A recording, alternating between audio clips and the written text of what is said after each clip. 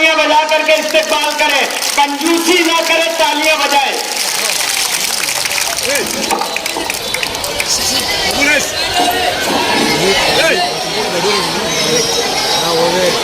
यहाँ मौजूद वो तमाम तंजीमें जिनके जिम्मेदारान यहाँ हाजिर हैं और माएँ बहनें और साथियों, 12 नवंबर के बाद जो वाकया मामूली सी तशद्दुद में पेश आया, जिसके बाद हजारों लोग मुतासिर हुए। हजारों इसलिए बोल रही हूँ कि लोग 60 से ज्यादा लोग जेल में थे, लेकिन मुतासिर होने वाले मालेगांव शहर के सारे सियासी समाजी लोग थे। कुछ लोग डर कर चले गए, जो बचे थे उनको डराने की कोशिश की गई। ये 12 नवंबर के बाद ऐसे हालात बना दिए गए कि किसी तरह का भी तहरीकी जमहूरी तरीके से अपनी इजहार ख्याल करने की हिम्मत मालेगांव शहर में ना हो, ऐसी कोशिश की गई थी। और पुलिस वाले, शासन प्रशासन ये समझता था कि उन्होंने लीडरान के साथ साथ मालेगांव शहर के मर्दों को भी चूड़ी पहना दी है। तो आज मैं शासन प्रशासन को ये बताना चाहती हूँ कि चूड़ी पहनने वाली खवातीन यहाँ आई है, जो मर्दों की तरह तुम्हारा मुकाबला कर रही है। अभी तुम जिनको चूड़ी पहनाने की बात करते थे, उनकी हिम्मत तो तुमने देखी ही नहीं। जो चूड़ी पहन के आई है उनका मुकाबला करो। ये समझ लो, न्याय साहब हमेशा कहा करते थे कि मेरे शहर की औरतें शेरनी है, शेरनी। मैंने हमेशा ये बात की है। अभी सिर्फ औरतों का तुमने गुस्सा देखा है, अगर मर्द अपने खुद पर आ जाए तो काय के दादा वादा, कोई पोता होता नहीं है यहाँ। अगर कोई दादा है तो उसके भी बाप मालेगांव शहर में सब मौजूद है। ये तो माओ को ही देखे हो आपने। हर वक्त ये बात होती है कि आउटर के एमएलए ने ये पुलिस वालों को डरा दिया, वो खड़ा हुआ, पुलिस वाले ऐसा कर रहे हैं, वैसा कर रहे हैं।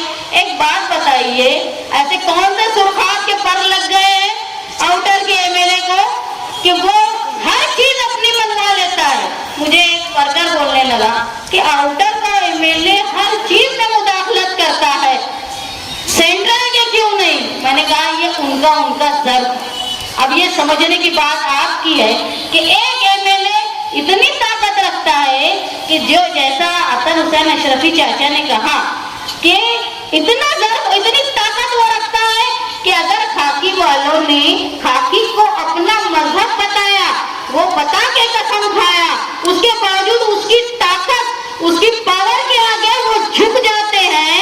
तो ऐसी ताकत हमारे पास क्यों नहीं है? फिर हम क्यों ना बोले कि हम सियासी नाअहली, सियासी नुमाइंदगी की कमजोरी के शिकार।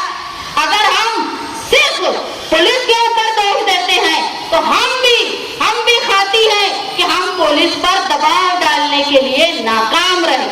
ऐसा नहीं है कि बीजेपी, शिवसेना, उस वक्त की शिवसेना अब तो टुकड़ों में बट गई, वो इख्तिदार में पहली बार आई है। 1996 में भी शिवसेना बीजेपी इख्तिदार में थी, उस वक्त भी पुलिस थी। ऐसे ही मिनिस्टर वक्ती तौर पे दादा बन गए थे, लेकिन साथी निहाल अहमद यहाँ थे जो खाकी को याद दिलाते थे कि तुम्हारे क्या फराज है, तुमको क्या करना है। अगर वो अपनी राह से हटती थी पुलिस तो उनकी मरम्मत भी साथी निहाल अहमद साहब करते थे। ऐसी मरम्मत करने की ताकत तुम्हारी क्यों नहीं है? क्यों 60 लोग जेल में रहते हैं, तुम जवाब नहीं दे पाते? अरे जवाब, मुकाबला करना तो दूर की बात, सवाल तो करो। जीतना हारना 2 नंबर की बात है, सवाल तो करो।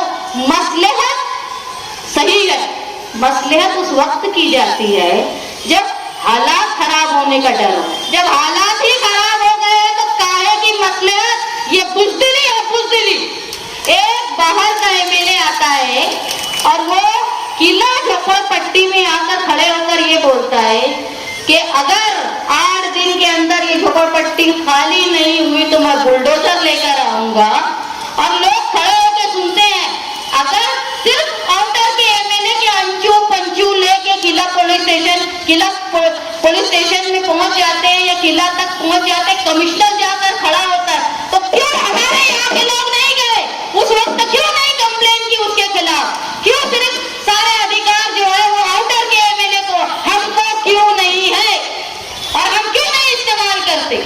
जिनके जिनसे जो रिश्ते हैं वो कायम रखो, लेकिन तुम्हारे को वोट देने वालों का हक मत भूलो।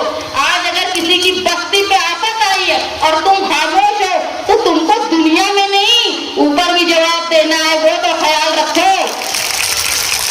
मैं साथी निहाल अहमद साहब की वर्कर होने के नाते, बेटी होना तो बहुत बड़े फर्ज की बात है, मैं उनकी वर्कर होने के नाते, उनके उसूलों पे चलने के नाते मैं मालेगांव शहर की किला झोपड़पट्टी से ये वादा करती हूँ कि हमारे अंदर जितनी ताकत है तुमको बचाने के लिए, तुमको बनाने के लिए निहाली सोच के वर्कर, लीडर और जनता दल तुम्हारे साथ खड़ी रहेगी।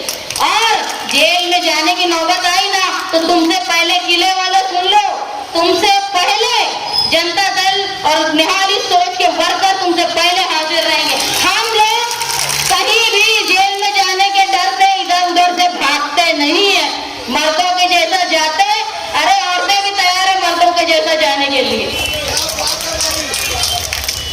अगर किला झोपड़पट्टी में कोई भी बुलडोजर का मामला हो गया, जिस तरह यूपी में बुलडोजर की सियासत चल रही है कि अकलियत को, मुसलमानों की बस्ती को तोड़ने के लिए बुलडोजर की सियासत की जा रही है, तुम ये समझ लो।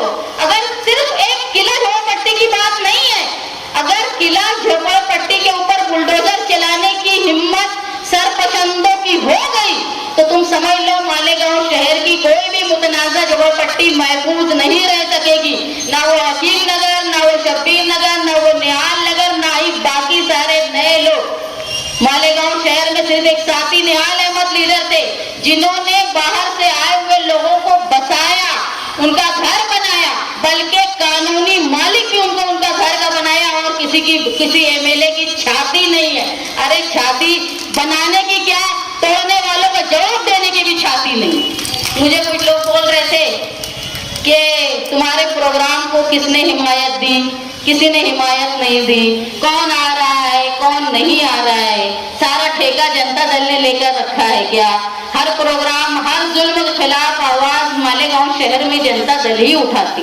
मैं मुसलसल सुन रही थी उनकी बात वर्कर की और कोई जवाब नहीं दे रही थी, वो बार बार बोल रहे थे। मैं बोली हमारा प्रोग्राम तो बहुत छोटा है, अगर हमारे प्रोग्राम में कोई शिरकत करता है या नहीं करता है ये उसके ज़मीर की आवाज पर निर्भर है। अरे जब अमानत रसूल का मामला आया तो शहर के लीडरान वहां नहीं आए पुलिस के डर से, तो हमारा मामूली प्रोग्राम की क्या हैसियत, ये समझ लो तुम। जब अमानत रसूल का मामला आया तो तब भी डर गए थे लोग। इसी जगह पर कौन मौजूद था कौन नहीं मौजूद था, मैं तो पहले भी ये सवाल करती थी क्यों नहीं आए थे। क्या उनको मालूम था केस होने वाला है? उनको मालूम था कि यहाँ के लोग जो है वो जेल में जाने वाले हैं। यहाँ हमारा जो धरना है वो फिरका परस्ती के खिलाफ, किला झोपड़पट्टी में जो हिम्मत की गई बाहर के लोगों के, उनके खिलाफ, मालेगांव शहर में एमएसडी कॉलेज में जो वाकया हुआ उसके खिलाफ, मालेगांव शहर में रमजानुल मुबारक के वक्त एक लीडर की औलाद सरपसंदों को लाती है, मस्जिदों के सामने डीजे बजाती है, गाना गाती है, ढोल बजाती है और हम मसलियत से खामोश रहते हैं। उसका जवाब देने के साथ साथ जो हिंदुस्तान में दस्तूर में हमसे आजादी के वक्त मुसलमानों से और तमाम मजहब से ये वादा किया गया था कि तुम हिंदुस्तान में रहने वाले अगर अपनी जात के मुताबिक ही आप लोग अपनी शादी, ब्याह, तलाक, ये सारे हिस्से बांटे के सारे फैसले जो है वो शरई तौर पे हमारा फैसला होगा। और अब जो नया कानून आया है कॉमन सिविल लॉ, जिसमें शरई कानून को खत्म करके कोर्ट से हर फैसला होने वाला है, उसका ये धरना मजम्मत करता है। और हम हिंदुस्तान की हुकूमत के साथ मालेगांव शहर की पुलिस को भी बता देना चाहते हैं कि ये अभी अलामत है। अगर तुमने हमको दबाने की और रोकने की कोशिश की और जुल्म लादने की कोशिश की तो याद रखना साथी निहाल अहमद साहब कब्र में गए हैं, उनके उसूल और उनके तमाम वर्कर कब्र में नहीं गए। हम लड़ेंगे, जाएंगे, लेकिन मालेगांव शहर की किसी बस्ती को तकलीफ नहीं होने देंगे। तुम अगर बुलडोजर की सियासत करते हो, खिलाफ में बोलते हो और कोई जवाब नहीं देता अगर पुलिस अपने देखने का नजरिया दो आंखों से रखती है, जो मालेगांव सेंट्रल को अलग आंख से देखती है, मालेगांव आउटर को अलग आंख से देखती है, तो हम वो आपको निहाली अंदाज में, जमहूरी अंदाज में, वो जानिबदारी वाली आपको जनता दल निहाली अंदाज में फोड़ने की ताकत भी रखती है, ये याद रखे। हुकूमत किसी की भी हो, राज सिर्फ दस्तूर का रहेगा, ये बात याद रखे। अगर कोई ऑफिसर किसी लीडर की चाटुकारिता में अपने कानून को, अपने फराइज को भूल जाता है, तो मालेगांव शहर की आवाम उन सियासी लीडरों को भी, उन पुलिस वालों को भी उनका कानूनी दर्जा बताने की पूरी कोशिश करेगी। आप तमाम लोग जो दस्तूर बचाओ कमेटी के प्रोग्राम को आज शिरकत किए, वो तमाम